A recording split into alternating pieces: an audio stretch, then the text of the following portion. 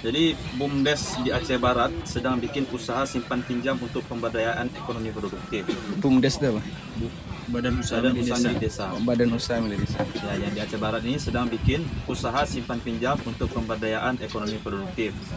Pinjamin uang 15 juta, masyarakat balikin 15 juta, dicicil dan tidak ada denda jika terlambat. Nggak ada Tapi- kelebihan juga. Nggak ada. 15 Tapi ada balik kendala. BUMDesnya nggak ada untung dan peminjam sering nggak amanah. Ada solusi dari usaha informan yang lebih bagus untuk menguntungkan badan usaha di desa ini. Iya. Kalau menguntungkan itu ranahnya kedua hal ya. Yang pertama dengan menggunakan akad kerjasama, musyarakah atau mudharabah.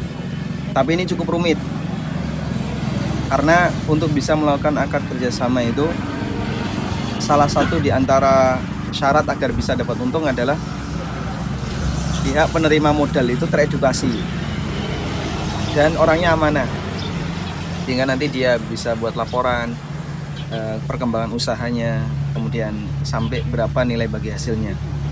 Itu cukup rumit. Yang kedua adalah melalui jalur jual beli.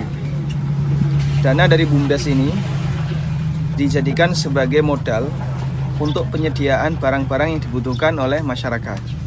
Misalnya ada masyarakat butuh beli kulkas, butuh beli mobil, beli kendaraan dan yang lainnya, nanti BUMDes membelikan, kemudian dijual ke masyarakat dengan harga yang sudah dinaikkan secara kredit. Dan yang kedua ini mungkin lebih gampang, karena akad sudah selesai, nggak perlu ada laporan-laporan usahanya untung atau rugi. Emang kemarin kita bukan kerjasama tapi jual beli, sehingga insya Allah yang kita sarankan kalau betul-betul BUMDes mau mengembangkan itu bisa menggunakan skema jual beli.